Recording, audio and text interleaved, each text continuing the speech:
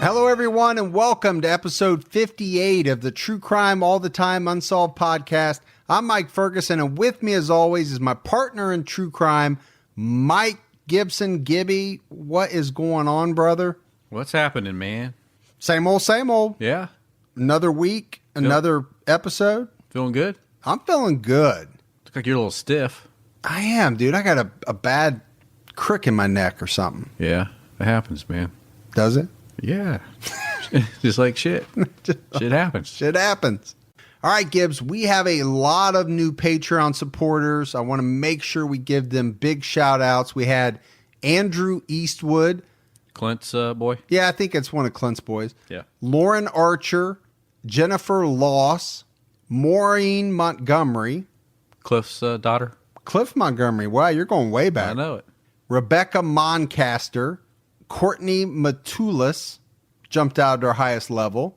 Big thanks there. Steve Doyle, Lacella Yost, Tracy Robinson, Dana Perham, Sherry Huthry. Huffrey? Huthry. Huffrey? Hut, like TH. Like Hut? Huth. Huth? Yeah. Huthry? There's no F in there. Huthry? Kirsten Kendall, KK? April Scanes, Christy Robinson. That's two Robinsons in one episode. Yeah. What does that remind you of? You know, The Graduate. Yeah. Here's Dirty. to you, Mrs. Robinson. Dirty movie. Why do you keep calling it a dirty movie? It's not a dirty movie. That's not a dirty movie. It's art. It's art. Seductive. We had Carter Somerville. Yeah. And Carter's awesome. He actually is supporting my other podcast, Criminology, as well. Yeah. Which I'm is glad very cool. Glad he came over here for Yeah. second. Yeah, he loves all of our stuff.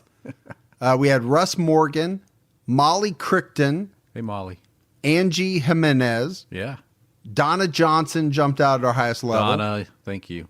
We had Jason Kay, Jackie Grimes, Richard Armstrong, Rose Rector, Yep. Natasha Fellows, Natasha. Casey Possinger, Jennifer Schrader, and Jamie Colwell.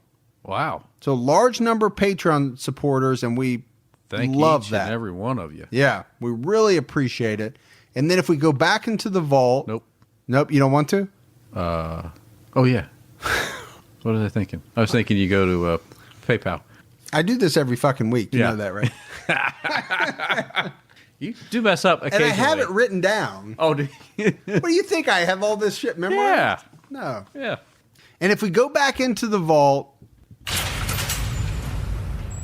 this week we selected April Hitchner. April has been with us a long time, not just on Patreon, but a big time social media supporter as well. She's been hitched to us for a while. Yep, she's been hitched to us for a long time, and we appreciate it. We appreciate all the support we get on Patreon. And we actually had a good deal of support on PayPal as well. We had Jody Kingston. Awesome. Jennifer Schrader, who made us support on both. Patreon and PayPal both in the same week. We had Katie Quigley. Katie. And Owen Meats. Get your meats at Owen's place. I'm not exactly sure if that's somebody's last name or if that's the name of a butcher shop. I don't know. Mr. Meats. Be all right to have a last name of Meats, man. Yeah. Spelled the same. What's your name? Mr. Meats. Bond.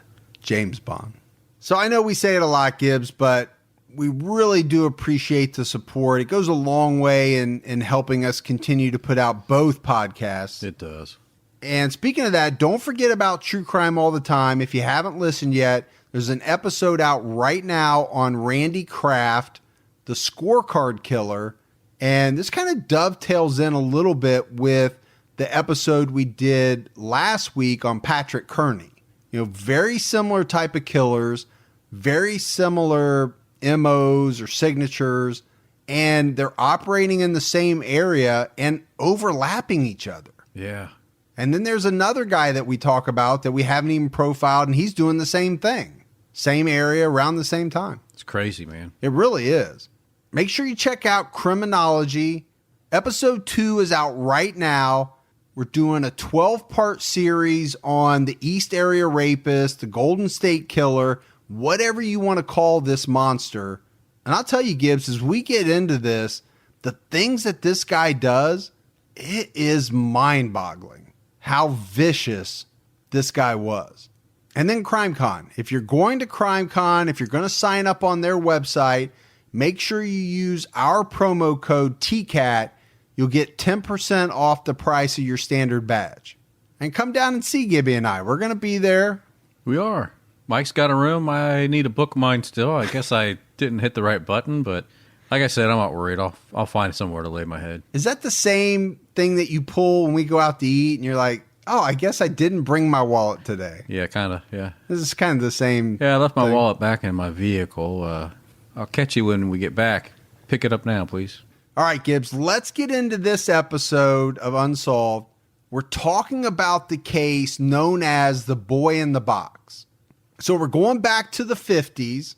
This is a well-known case, but a very strange case, right? Sometimes you'll see it called America's Unknown Child. I mean, they're not even really sure when this child was born, how old he was. You know, you see year ranges from him being born in 1950 all the way to 1953. Now, we know he died in February of 1957. So based on that, he's anywhere from 3, 4, 5, 6, 7 years old. Yeah, it was just so hard for them to tell because he was so malnourished.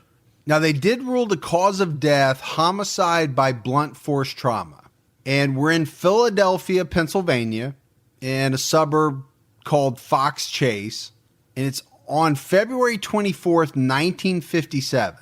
A teenager who was checking his muskrat traps in the woods off of Susquehanna Road in Fox Chase, Philadelphia, would stumble across a cardboard box. And we say Susquehanna Road. I mean, this was a narrow lane that connected two other roads, Pine Road and Varee Road. I'm not sure how you say that, Gibbs, but yeah, we'll go with that. But inside this cardboard box that this teenager finds is a plaid blanket. And inside the blanket is the naked body of a dead Caucasian boy. He's lying face up. His arms are crossed on top of his stomach. But this teenager doesn't report this right away because he's concerned he's going to get in trouble for his illegal muskrat traps. So it's actually a college student by the name of Frederick Benosis that finds the body the next day, February 25th. Yeah, and the reason he finds it is he's just kind of like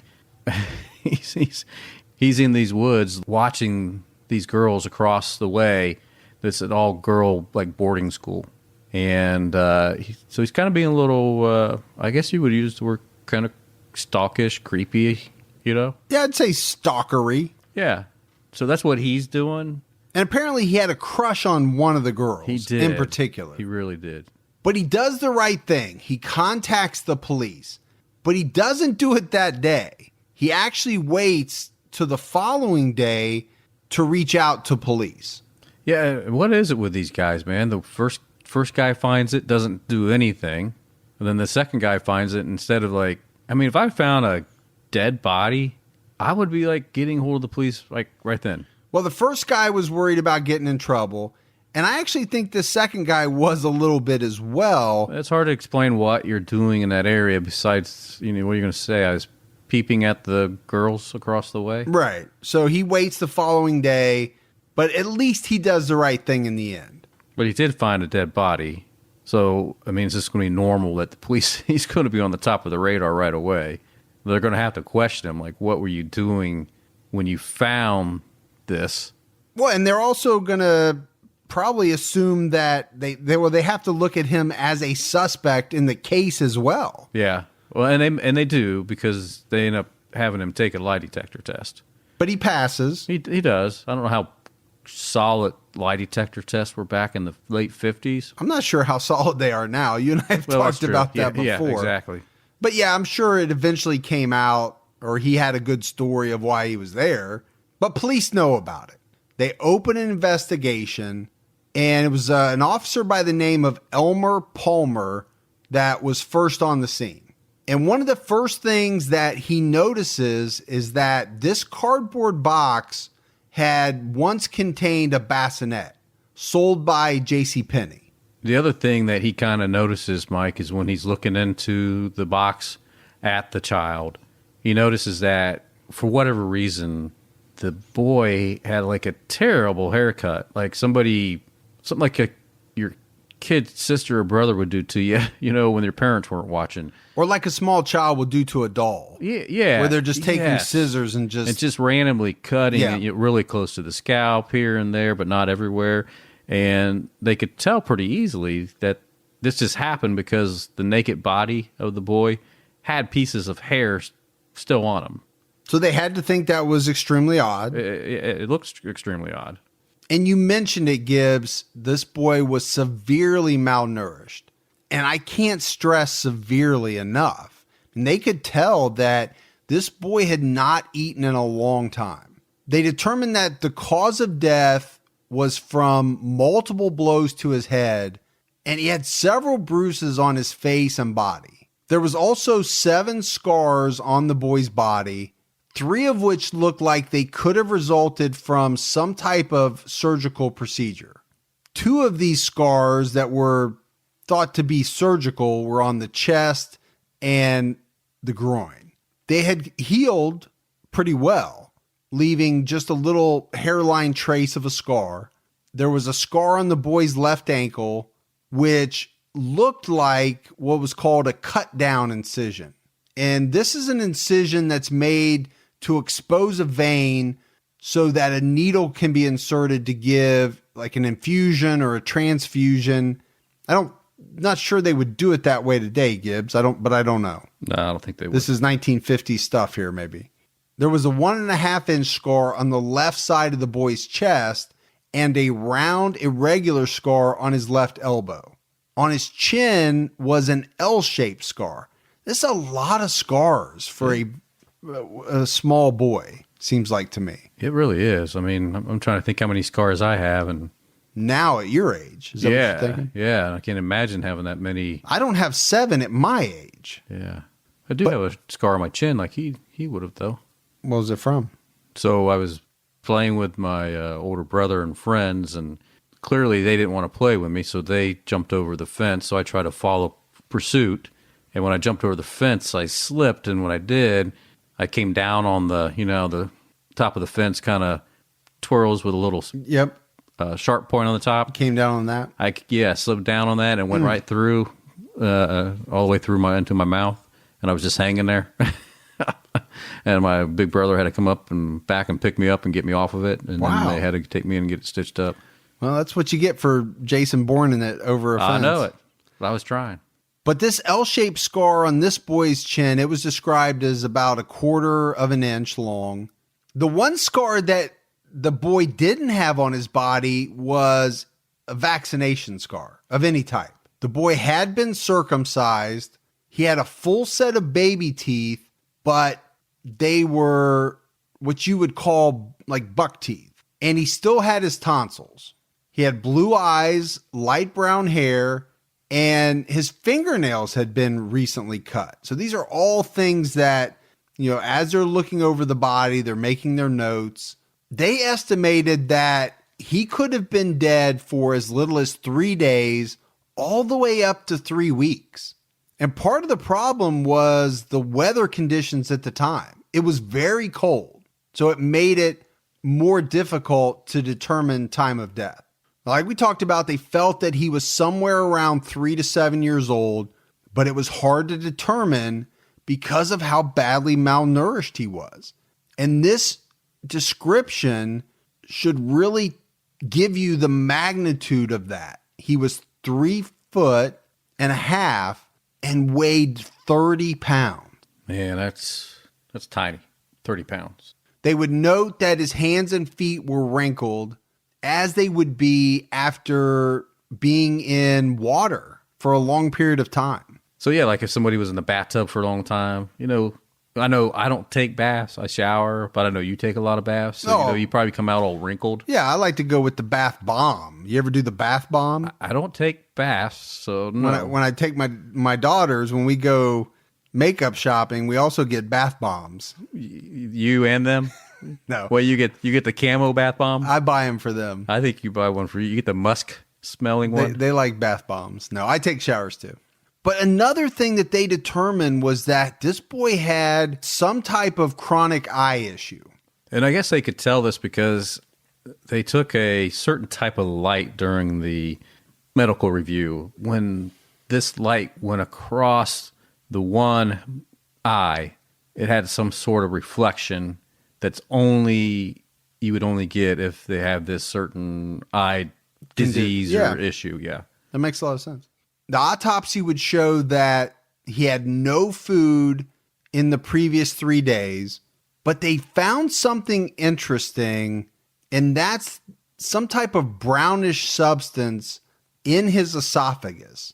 And they theorized that he had actually vomited this substance up at some point in time. They took fingerprints, and investigators were optimistic that they would be able to identify this boy.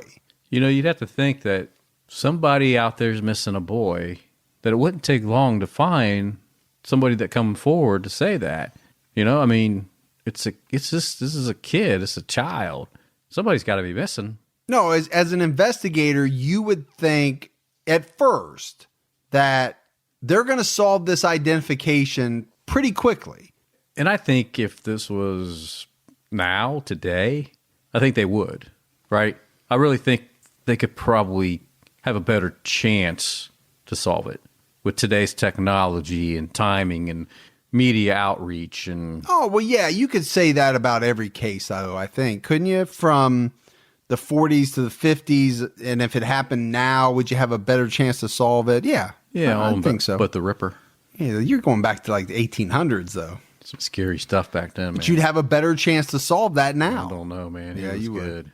Yes, you would. But that optimism is going to fade because no one comes forward with any type of useful information. You know, like you said, Gibbs, you would think pretty quickly a parent would come forward and say, you know, help me, my child is missing. Nobody comes forward with that. And the other thing to talk about is that, you know, it's 1957, but this was a big deal back then. It gained a lot of media attention in Philadelphia and the surrounding areas.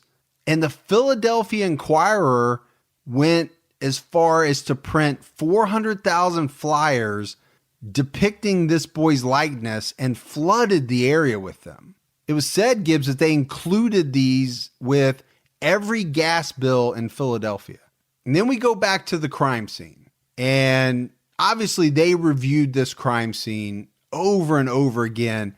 They actually had like 270 police academy recruits out scouring this area around the crime scene. And it was during this search that some things were discovered.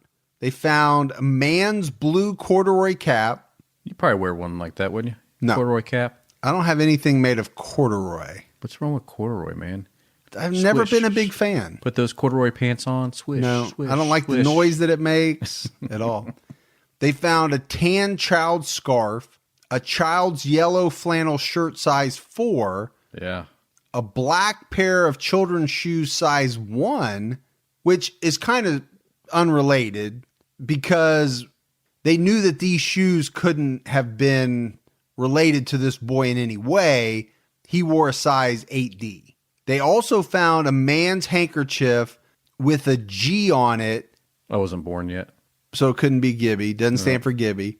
So they found all of these things, but none of this leads anywhere, right? None of this, they're not able to put any of this together to lead in any one direction.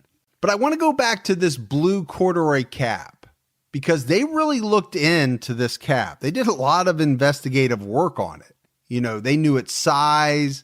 They knew the manufacturer. The cap was found about 17 feet from where the boy's body was discovered. And there was a pathway through some brush that pretty much was direct from where the cardboard box was found to where the cap was found.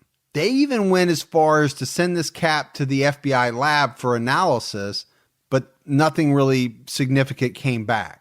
And then they went to the company that manufactured the cap, and they actually even talked to the owner. And the owner said that this was one of 12 that was made sometime before May of 1956. And the owner was also able to give some very interesting details about the man that she thought she had sold this cap to. So the cap that was found had a strap on it, but the owner said that they didn't make these caps with straps on it, but a man had come in a few months earlier asking her to sew one on. And she went even further, Gibbs, to say that the man that she sold this to bore a very striking resemblance to the photograph of the dead child. So maybe his father. Maybe. You would have to think that's what police were thinking. So the owner told detectives that the man was alone. He was dressed in working clothes, did not speak with a foreign accent, and he had blonde hair. And she estimated that he was somewhere in his late 20s. And the police did something that you don't find them doing all the time. They still do it today sometimes. And it causes the public to, what do you call it, Gibbs? There's some outcry when this happens. Yeah. There was a case recently where I think they did this. They distributed a post-mortem photograph of the boy fully dressed in a seated position.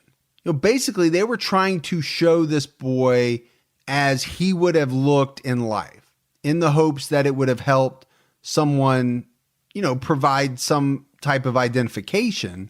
And I'm pretty sure I just read about a case where they did this pretty recently, and it really sparked a huge outcry. A lot of public debate for sure. Yeah, there's a lot of debate going on about, is that the right thing to do? But I think I remember reading the police defended it, saying, hey, we have run out of options. We didn't take this decision lightly, but we're out of options. So we talked about that cardboard box originally containing a bassinet that was sold by JCPenney. And they were able to narrow it down to one of 12 that came from a very specific store in Upper Derby. They were also able to determine that the bassinet was white based on some residue inside the box. So that's pretty good information, Gibbs. I mean, this is amazing investigative work in my mind in 1957. Yeah, I think so. I mean, the fact that now that they know what color it was, how many they're looking for. So they figured out what store it came from. They know that store only sold 12 of those bassinets. And they actually track them all down except for one.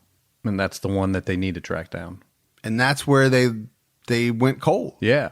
But to me, that's pretty amazing. They were able to find what they did. 11 of the 12. Yeah. Just been, of course, it would have been great if they would have found the 12th. They also tried to track the blanket that was found inside the box, but they were only able to narrow it down to 2 manufacturers. One was in North Carolina and the other one was in Quebec. So that's pretty far off, and they weren't really able to narrow it down any further from there, so not much help. Now, the boy in the box, as he is referred to, was originally buried in a potter's field next to Mechanicsville and Dunks Ferry Road. The tombstone read, "Heavenly Father, bless this unknown boy." In 1998, the body was exhumed for the purpose of extracting DNA, which they got from enamel on a tooth. So, Gibbs, we're 40 plus years on. Yeah. And they are still trying to solve this case in 1998. Closure, man. It's a big case, especially in that area. But the DNA sequence was too small to produce any type of match conclusively with anyone. So after this, he was reburied at Ivy Hill Cemetery in Cedar Brook, Philadelphia, and they actually donated a large plot. Well, they did. I mean, they donated the plot, the coffin, was donated. The funeral service. Yeah, I mean, I think everything was taken care of. And it just happened to be the son of the man who had originally buried the boy back in 1957. So how about that? Well, it's kind of cool. It's kind of an amazing story. Yeah, part of the actually, story. It's kind of an honor thing. But this reburial was a big deal. You know, there was a lot of public attendance. There was a lot of media coverage. And the headstone, this time, you know, bigger, but it has the words on it, America's Unknown Child. And residents, you know, they keep the grave decorated with flowers. People bring stuffed animals. They do. I mean, even today, I mean, there's always somebody taking good care of it. That's how impactful it is in that city. Yeah, it's not forgotten.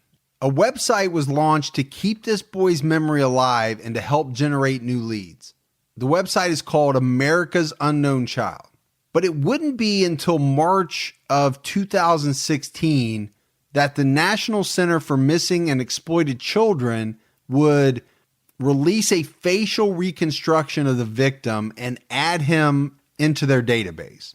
Now, I wonder why it took so long for that, Gibbs. 2016. I don't know why it would have taken so long. I mean, I'm glad that they finally did it, but why not sooner? Yeah, you think it would have happened sooner with such a big unsolved case like this. So now I think we have to talk about the opinions, the theories, the tips, all types of things that are going to come forward. Let's examine some of those, Gibbs, especially the ones that have interested police the most over the years and would be the most investigated. Yeah, because, you know, a case like this that has so much interest and it's been going on for such a long time, you've got all kind of theories and opinions out there. So the first one that we're going to talk about is the foster home theory. There was a foster home about 1.5 miles from where the boy's body was found. And at the time, it housed 8 known foster kids, and all 8 of them were located, and none of them knew anything about this boy. In 1960, a man named Remington Bristow was contacted by a New Jersey psychic who told him to look for a house that matched the foster home. And Bristow was an employee of the medical examiner's office who had relentlessly pursued this case all the way up until his death, Gibbs, in 1993. Yeah, he's very passionate about it. But this was back in 1960 when the psychic was taken to the crime scene. She led Bristow directly to the foster home. And years later, Bristow would attend an estate sale at this foster home, and he would discover a bassinet similar to the one that was believed to have been originally inside that cardboard box. He would also find blankets hanging on the clothesline that were similar to the one in which the boy's body had been wrapped. Bristow had a belief that the boy belonged to the stepdaughter of the man who ran the foster home and that the boy had died accidentally. Then he thought that they disposed of his body so that the stepdaughter would not be exposed as an unwed mother. But police checked this out, and even with some circumstantial evidence, they were not able to find any definitive links between the boy in the box and the foster family. In 1998, Philadelphia Police Lieutenant Tom Augustine, who was in charge of the investigation at that time, and several members of the Vidocq Society interviewed the foster father and the stepdaughter. And allegedly, Gibbs, these two at some point had married. Yeah. Which is different. A little different in my eyes. Yeah. But, you know, through this interview, investigators seemed to confirm that the family was not involved in the murder. I mean, that's what they took away from the interview. Yeah, and even the couple was asked to take a lie detector test, but they both declined. What does that mean? I don't know if it really means anything, because like you said, most people felt that lie detector tests just weren't that accurate anyway.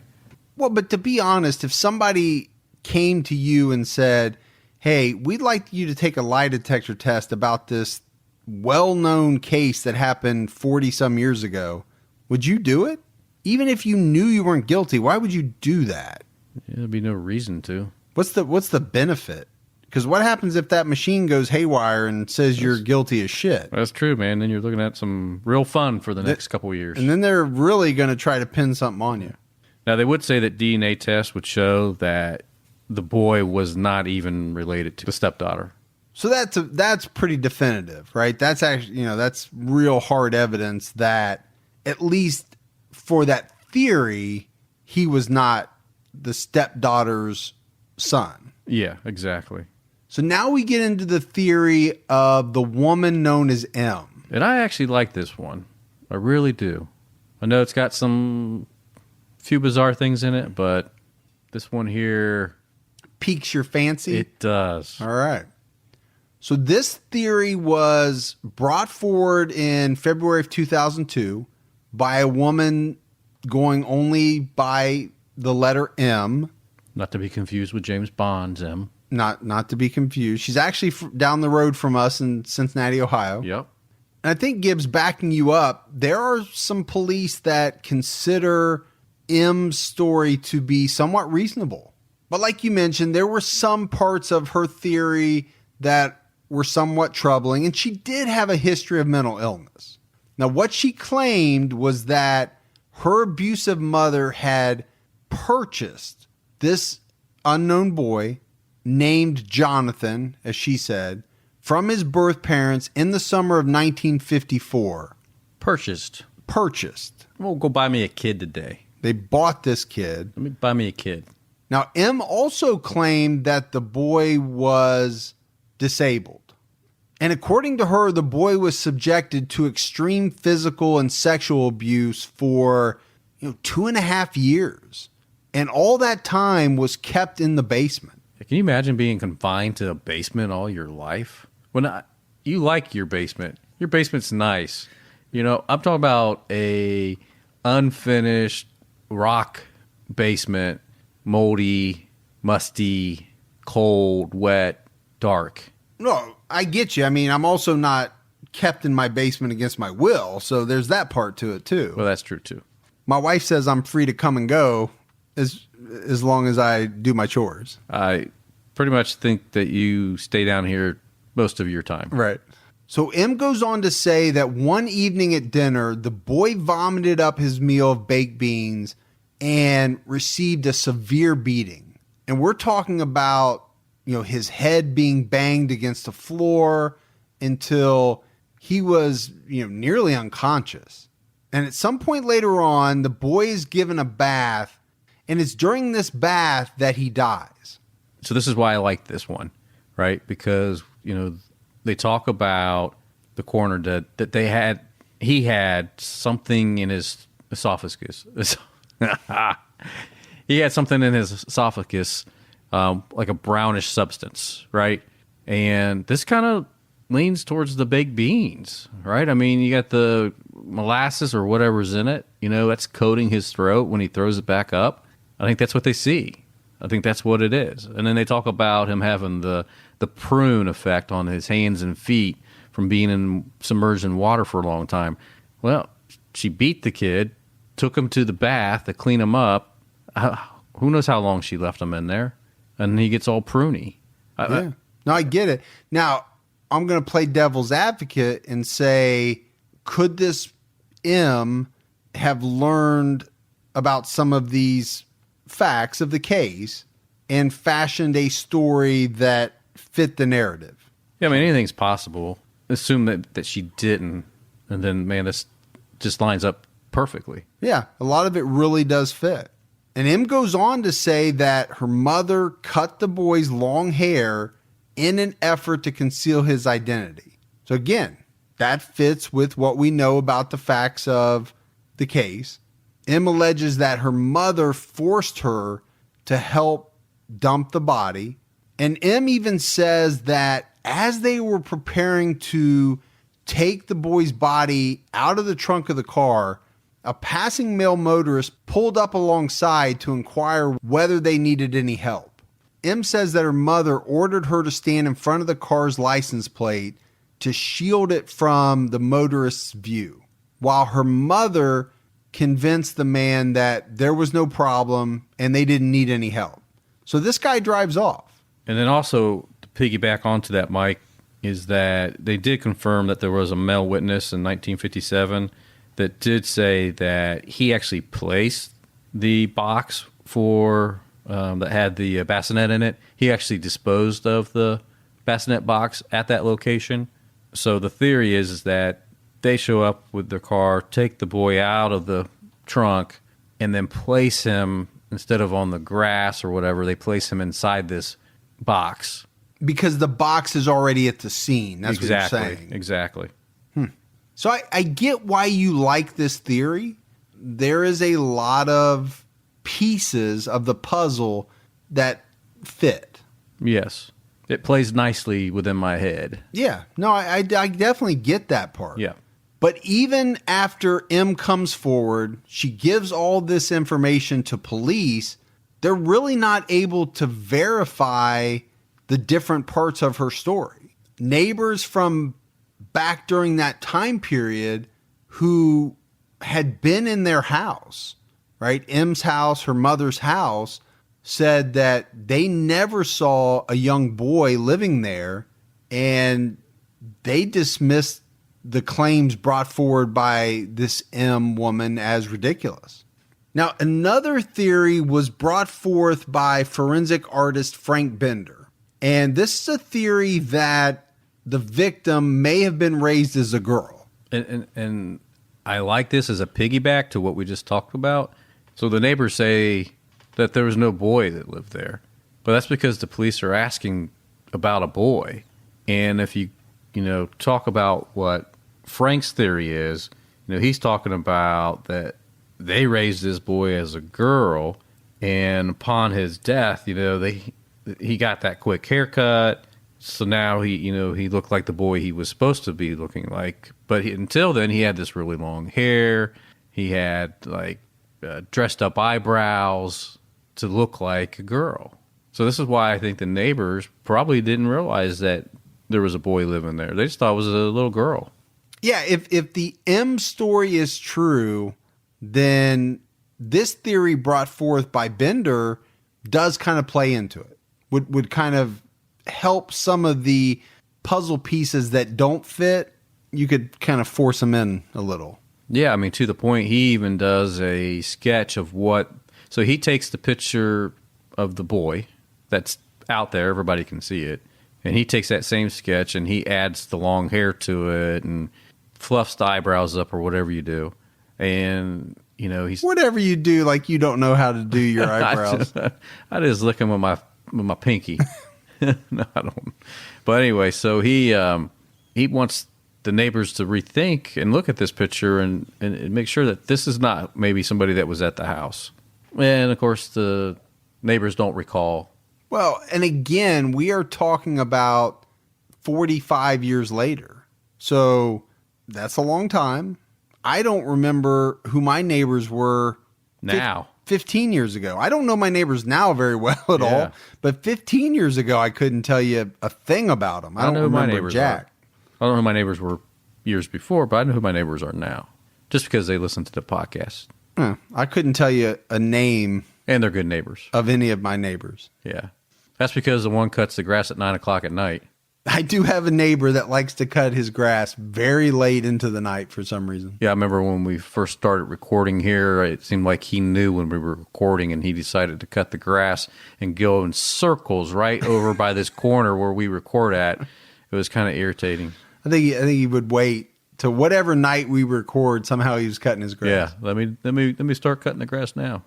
In 2016, two writers, Jim Hoffman from Los Angeles, California, and Louis Romano from New Jersey, came forward stating that they believed they had discovered a potential link to the boy in Memphis, Tennessee. And they requested that DNA be compared between this family that they thought was the potential link and the child. But they didn't originally discover this lead, Gibbs. It was actually discovered by a Philadelphia man and presented to the Philly Police Department and the Vidocq Society back in 2013. And it was in late 2013 when these two writers became aware of it and they agreed to help this guy from Philadelphia try to get the DNA. Authorities confirmed that they would investigate this lead, but they stated they needed to do some more research on this before they would start getting into the area of comparing DNA. But eventually, just late last year, October of 2017, the Philadelphia Police Department confirmed through DNA testing, they got the DNA, that this man in Memphis and the boy in the box were not related. So what turned out to be maybe a potential hot lead just fizzled out, man. Yeah. Like most things do in this case. But at least they really went after it. They gave it a shot. Well, I mean, you think about when this occurred this was just very recently. I mean, so people are still trying. No one's given up. This was like 5 months ago, 4 or 5 months ago. You think, people would probably give up by now, but they're not. All right, Gibbs, let's get into a few more theories. And the next theory that I want to talk about involves a Marine returning from overseas. And he believed that the unknown boy might have been his 8-year-old brother. And apparently, Gibbs, this guy actually was able to view the body of the boy in the box while it was in the morgue. Wow. And he said, this is my 8-year-old brother. Now, like I said, he had returned from overseas in the military. He was one of 18 children. It's a big family. That is a huge family. That's a lot of pancakes in the morning. And the last time he saw his family, they lived in Philadelphia. But again, he had been overseas, and he said that before he left, his family was about ready to move to the West Coast. But 2 of his younger siblings were left with an older brother who lived in Philadelphia. So all of these pieces he's putting together to say, hey, this is my 8-year-old brother. But it wasn't, because detectives looked into it. They eventually found the missing brother, and he was alive and well, living in California. But it's interesting nonetheless that this guy was so convinced. I mean, he saw the body and was convinced that this was his brother. So the next one involves the son of an airman that was stationed at an Air Force base in New York. And the son was kidnapped outside of a supermarket in 1955. And at the time, he was just about ready to turn 3 years old. He was described as 38 inches tall, weighing 32 pounds, and having blonde hair. Well, I mean, size-wise, kind of close. And I think that's where the connection comes in. And the boy in the box kind of had like a dirty blonde, brownish blonde hair. So there are some similarities in the descriptions. Investigators thought it's possible that these two could be one and the same, to the point where they sent copies of the boy in the box's footprints to the Nassau County, New York Police Department. And they went as far as x-raying the body of the boy in the box at the hospital. What they were looking for, Gibbs, was evidence of a healed fracture in the left arm, because it was known that this boy that was kidnapped out of New York had fractured his left arm, but the x-ray didn't reveal that. It didn't show what they were looking for. And then there was a large freckle, apparently, on the back of the right calf of this boy that had been kidnapped, and that was nowhere to be found on the boy in the box. They compared the footprints. Those didn't match either. Yeah, and I even think that they went even further, and they were able to determine that the boy in the box had normal kidneys, where the missing boy, he had some kidney growth issues. And so they were able to confirm even further that it was not a match. But even though it turned out not to be plausible that it was this missing boy, they still did a lot of work. They put a lot of work into trying to figure it out if it could have been him. Well, even to the point that they reopen the case after they close it, right? They come back in 2003 and dive back into it again to make sure that they didn't miss anything. Well, because now they have DNA, and they were able to find the sister of this kidnapped boy. She submitted a DNA sample for comparison, and it proved that there's no possible way that her missing brother could have been the boy in the box. The DNA simply didn't match up. All right, Gibson. Now the next one involves some carnival workers. Oh, there's always some good stories with carnival workers. Carnies. We're talking about carnies now. If you're listening and you're a carny, give us a call. We want to hear your stories. So, married couple, carnival workers, they were arrested and put in jail in Virginia in 1961 for causing the death of their 7-year-old daughter through malnutrition, exposure, and neglect. Wow. So there's the tie-in. Yep. But it gets worse. It gets much worse because when police question the two, they admit that they basically treated 6 of their 10 children the same way. And these 6 children all died from malnutrition and neglect. So what makes it even worse is that the fact that now they're going to dispose of these bodies, but they don't bury them. I mean, they take 2 of the kids, they toss them into a lake. Another one is dumped in some abandoned phosphate mine. I mean, they treated them terrible. And then on top of it, they dispose of them in a terrible way. It just kind of sickens me. Unbelievably horrible that I don't even say allowed these children to die. They caused their deaths. And then, like you said, to treat them was essentially like trash, tossing them in lakes and mines and dumping them in. And these weren't even in the same state. You don't care for your kids if they're malnourished and yet you're still eating, right? As a parent. 100%. Yeah. I would feed my kids before I'd ever eat, period. I think most parents would have that exact same mindset. And I know maybe times were tough. I would have went somewhere, done something to get help. But if some reason they did pass, the last thing I would do is toss them into a lake or some mine shaft. This is crazy. So now, even though these people were pieces of shit, we can all agree on that. Absolutely. There was a thorough investigation done, and authorities were eventually able to figure out that there was just no connection, right, to the boy in the box case. Yeah. This was not their child. They didn't have any involvement with him. So talking about pieces of shit, here's another one. We have this woman from Thornton, Colorado. She's arrested in 1960 after she admitted throwing her 3-year-old baby in a trash can. Trash can. 3-year-old. Trash can. But this woman matched the description of a woman that was seen standing next to a parked car right by the area that the boy in the box was found. So she was questioned by the Philadelphia police. But again, there was no connection to the boy in the box that could be established. But again, here's somebody that's bad, did something to her own kid, tied into this case. So, yeah, I know where you're getting at, right? So authorities are investigating the case of the boy in the box.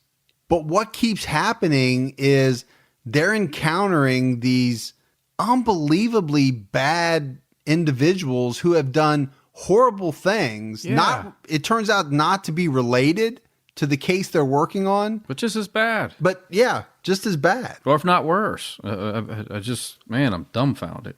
So one thing that I found amazing, Gibbs, is that during this investigation, authorities checked over 11,000 passport photos on the theory that the unknown boy might have been some type of immigrant, right? Immigrated to the United States, but maybe was undocumented. They didn't have any records on him. I thought that was pretty interesting. Yeah, I think that was a smart thing to do. I think it was probably very time consuming to do back in the day, but I'm glad they did it. I mean, I think today they probably just scan the picture in and probably have something kick out in a couple hours versus going through 11,000 plus photos. Oh, yeah. Today, that would just be like a keystroke. Yeah. And you'd let it run probably in facial recognition or who knows. Right. Now, this story has been profiled on a lot of different shows. And the one that probably stands out to me, and it's maybe where I first heard of this story, is America's Most Wanted. I actually remember this, Gibbs, back in the 90s. Yeah. John Walsh did one of his episodes on this. And then he even did it again later in like 2008. It's just such an intriguing case. I think it just gets a lot of attention. Clearly, it got my attention, your attention. No, I think it's captivated a lot of people over the years. And you can see that in some of the fictionalized true crime shows out there. You know, there's a lot of shows that have done variations on this case, you know, from Cold Case, your CSIs, your Law and Orders, things like that. Where they kind of like do a simulated version. Yeah, they've used this as maybe the basis for an episode. Not the actual case, but, you know, a similar type case. Right. Now, we did talk about the website, right, for this case, America's Unknown Child. And it's run by a private citizen, George Knowles. And it's interesting how he got involved with this case. It dates back all the way to 1957 when George was 11 years old, living in New Jersey. He became intrigued by the original poster of the Boy in the Box. So he started this website, and since April of 99, he has been assisting investigators by, you know, publicizing this case on the internet, gathering tips, gathering theories, and other information related to the case from the public. This guy has spent a lot of time trying to help solve this case. Yeah, I mean, that's great. I think there's that whole community, you know, there's certain people that just haven't given up, and I don't think they ever will give up. And I appreciate that. I like that, you know, I like that we don't stop. No, and you have to commend people like this for, you know, giving up their time to try and help. You know, my partner on criminology, Mike Morford, runs a big Zodiac website. Yeah. And he does something very similar. You know, he gathers people write in and send him tips. And there's a lot of other people that have done that with Zodiac and other cases. And but you know, they're not making a lot of money doing that at all. If anything, they're spending a lot of their time and maybe their own money to keep the site up. You know, they're doing it for the good. Yeah, they really are. But that's it. That is the case of the Boy in the Box. And, you know, it's fascinated a lot of people over the years. It has. I just don't know, Gibbs, if this is one that, I won't say it can't be solved because they can all be solved. But now that we have the DNA technology that we have and they've used it to try to solve it, I'm thinking it's going to be pretty tough. Yeah. I really like the M story, that theory there. I like the story. I mean, I like like is not the right word because it's a horrible story. Right. But I think we're saying that I like some of the facts and the way that they fit. But I will go back to my earlier statement and say I do believe that there's a possibility because that story didn't come out until 2002. Yeah, it could have been stroked. Yeah, a lot of the facts of the case, just like we gave today in the episode, were known. And I think somebody could craft a story that fits it. All right, Gibbs, we got some voicemails. You want to dive into some of those? Voicemails. Love voicemails. Hey, Mike and Gibby. It's Aspen here from Brisbane, Australia. I was just calling because I had a little listen to the yogurt shop murder case that you did, and it's definitely something that has affected people in that part of the woods. We've got a case here in Australia called the Claremont serial killing, and it's Australia's longest running and most expensive investigation in the nation's criminal history. and you may well have heard of it before, but there was an arrest made in 2016, but just over the last week they've actually charged him with another murder, and there's very much a train of thought that he didn't stop and he just changed his MO. So it'll be really interesting to see whether or not he's charged with any further crimes. Because there is an argument that he moved his modus operandi to prostitutes instead of young blonde women on a night out. So definitely one to watch, and certainly when that case goes to trial, which I believe it may go to trial, he may actually be charged with more. I think he's probably a pretty prolific serial killer. Anyway, love the show. I was just at work and just listening to, all of your ramblings, and stay safe, keep your own time. Bye. So Aspen from Brisbane. Oh, I like it a lot. I do think, Gibbs, we need to keep our eye on that case. I think it's a good one. It's not ready for us to profile right now. No, I think it goes on the radar. But as it winds up, I think it might be a really good one to for a future episode. Yeah, I agree. Hey, Mike and Gibby. This is Allie from New York City. I just wanted to say I love the podcast. It's great to listen to as I'm walking around. I also wanted to say I really enjoyed the Icebox Murders episode on Unsolved because in one of my classes, I go to NYU, one of my classes is about propaganda, and we were learning about the JFK assassination and cover-up. And so I used some of the information from the podcast in my class, and my professor was very impressed. So thanks for that, cutting down on my study time. Yeah, love the show. Hope you guys are doing well. Maybe come to New York sometime and keep your own time ticking. Thanks, bye. Wow, Gibbs, that's amazing. I know. I taught somebody something. Somebody that's actually in college. I taught somebody in college something. We're like professors. I can call myself the professor. We should get NYU fake diplomas. No, I want the real thing, man. Oh. Allie, hook me up. Make it happen, Allie. No, that's really cool, though. I mean, obviously, we do, a massive amount of research on the episodes that we do, and we try to be as factually correct as we can. Unless it's Charles Manson. Unless I mess up on the fact that Charles Manson may or may not still be alive. Yeah. Which he's not. But we're not positive. He's still dead. Could or could not be. But that was cool. I got a kick out of that. Yeah, thanks, Allie. Hi, Mike and Gibby. This is Johanna from Kansas City, Missouri, and I've been listening to your podcast for a few weeks now, and I think I've listened to almost all of the episodes. I also got my mom really into it. We were really thinking about, it would really be cool if you guys did an episode about some Kansas City cases, specifically Bob Berdella. He was a really creepy serial killer in the 80s, and he'd definitely be a good one to cover, as well as the murder of Precious Doe. Those would be some very good cases to cover, and I don't think you guys have actually done a Kansas City episode thus far, so it'd be kind of neat to see our hometown featured. Anyway, we love your podcast, and hope you have a great day, and keep your own time ticking. Bye. So most people want their hometown be featured for good things, positive things. She's like, hey, let's talk about the stuff that's went down here. Yeah, no, but I get it. I do. I get it. And it's awesome. And she's binging the episodes in a matter of weeks. Now, I will say Berdella has been on the list from day one. We just haven't gotten to him yet.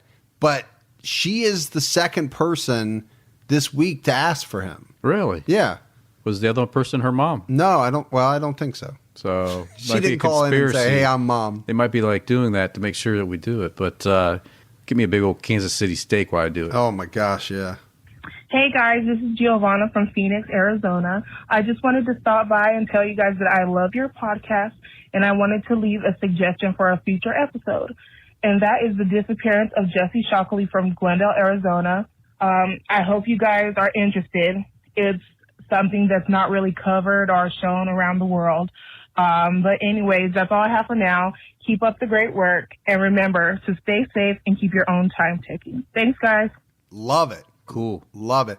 Now, That is not a name that's familiar to me, so we're going to have to research that. Yeah.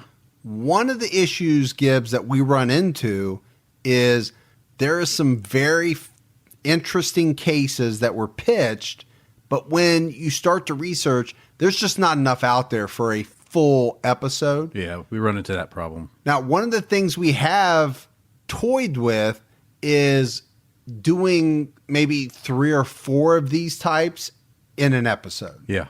And so that might come down the pike because there's some really intriguing cases that you can probably only talk about in maybe like 20 minutes. Yeah, exactly. So you package 4 or 5 of those together maybe, and you might have a full episode. Yeah. Hey, Mike and Gibby, happy Valentine's Day. Danielle here from Ontario, Canada. Just wanted to drop a voicemail to let you guys know how much I look forward to podcasts every week and how incredibly proud you should be of what you produced. I listen to a few podcasts in a similar vein because I'm working nights and I have a lot of listening time on my hands.